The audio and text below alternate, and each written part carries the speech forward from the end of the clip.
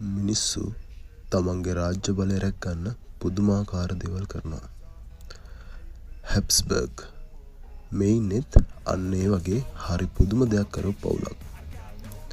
10 වන සියවසේ ස්විට්සර්ලන්ඩ් වල ජීවත් වුණු මේගොල්ලෝ කරපු උපක්‍රමය තමයි තමන්ගේ රාජ්‍ය බලය තමන්ගේ පවුල අතරම තියාගන්න කියලා තමන්ගේ පවුලේ අයත් එක්කම විවාහ සිදු කරගත්තු එක. දැක්ක නේද මෙයාලගේ මූණු?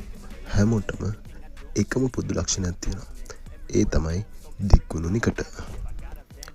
අම්මයි තාත්තයි දෙන්නම එකම විකෘති ජානයකට වාහකයෙක් වුණොත් මෙන්න මේ වගේ තමන්ට ලැබෙන සෑම දරුවෙක්ටම 4න් 1ක සම්භාවිතාවයක් තියෙනවා මේ ජාන විකෘතියට මුහුණ දෙන්න.